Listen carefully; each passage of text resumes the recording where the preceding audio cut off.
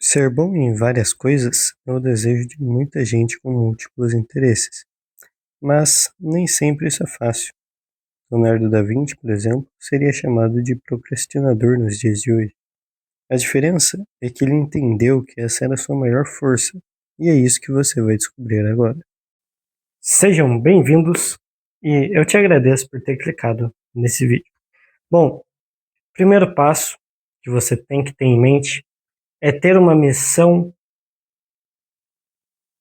uma missão, ter uma missão.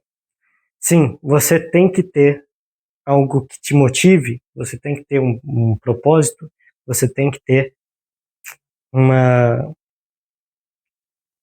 um senso ali de querer mudar, né? Um senso de mudança na sua área, certo?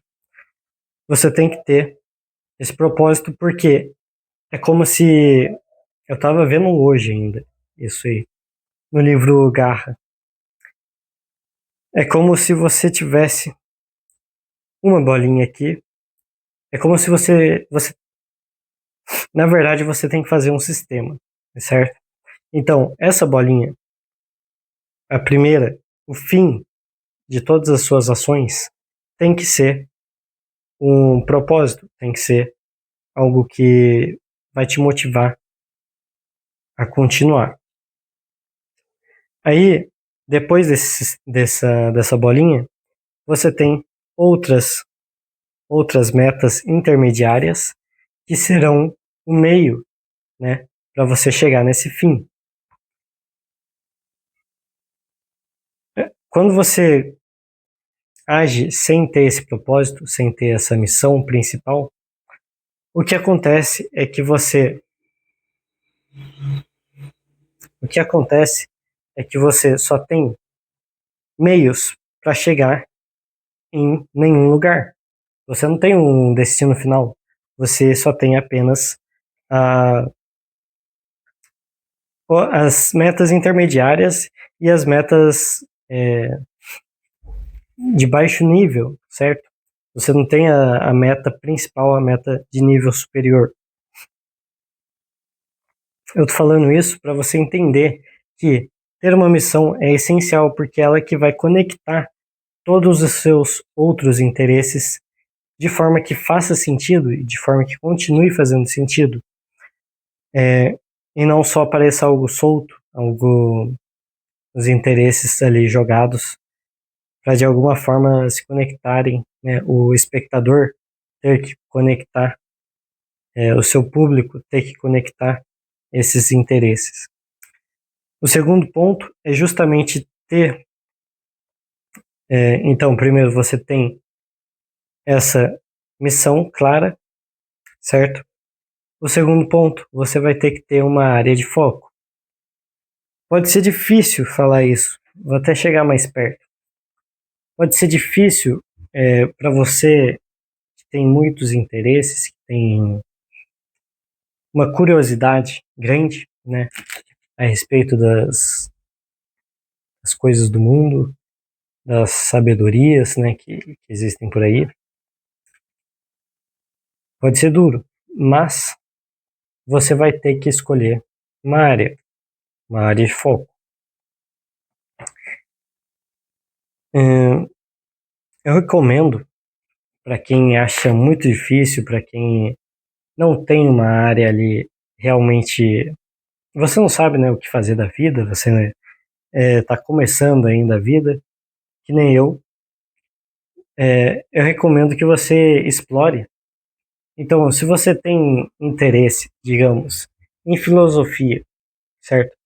Você acha essa, essa disciplina, né? Você acha essa palavra bonita. Pega para estudar, estuda um pouco ali daquela matéria, estuda um pouco daquela disciplina e veja se realmente é aquilo que você quer. Fica, sei lá, 3 dias estudando ali aquela matéria, aquela disciplina. Muitas vezes você vai ver que é só o nome que é bonito, que você acha apenas os filósofos legais. Não necessariamente você quer se aprofundar ali da filosofia, de fato, entende? É como se o seu cérebro se auto-engana dizendo que aquilo é legal, quando na verdade é só um nome ali, toda essa aparência que a gente cria ao redor da filosofia que torna aquilo um interesse nosso.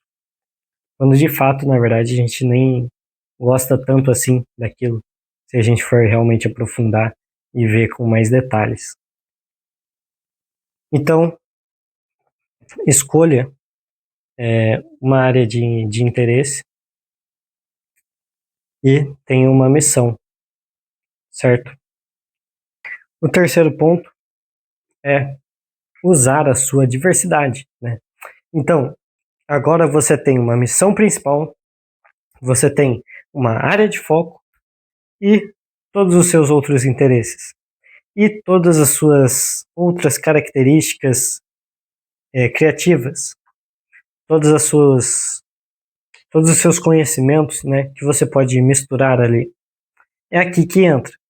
Então, depois que você tem um propósito, você tem uma, uma área específica que você vai atuar, que você acha legal, né? Não precisa ser só uma área, tá? Pode ser, sei lá, 3 áreas legais. Mas elas devem se conectar de alguma forma, para não ficar muito solto, para não ficar muitas ideias aleatórias, né? Então, você tem isso, e daí falta a sua diversidade. A sua diversidade aqui vai ser o seu diferencial em relação aos outros, em relação às outras pessoas que fazem a mesma função que você. Então, supondo que você é um criador de conteúdo e quer falar sobre finanças, mas também gosta de futebol, o que você pode fazer é ou se especializar na área de finanças de futebol, ou então você usa analogias de futebol para explicar finanças, ou você utiliza exemplos de clubes, de coisas do futebol, né, de associações do futebol, para explicar as finanças. E assim você vai entrelaçando os conteúdos, né, que você realmente gosta, em vez de ficar aquela sopa de conhecimento que o espectador, né, nesse exemplo que você está criando conteúdo, o espectador que tem que decifrar o que está ali naquela sopa, o que está ali naquela mistura e tirar por ele mesmo as conclusões. Quando você entrelaça as suas características, né, os seus interesses, você acaba dando mais profundidade para um conhecimento que antes poderia ser raso ou antes poderia ser comum. E daí você gera essa intersecção, né, de, de interesses. O Steve Jobs mesmo falava que para você descobrir se a pessoa é realmente interessante não, realmente inteligente, você tem que ver se ela consegue enxergar o todo, ao invés de enxergar só as pequenas partes, só os pequenos pedaços. Esse todo que ele quis dizer é justamente essas diferentes visões, esses diferentes pontos de vista, essas diferentes perspectivas de um único produto, de um único serviço, de uma única empresa, certo?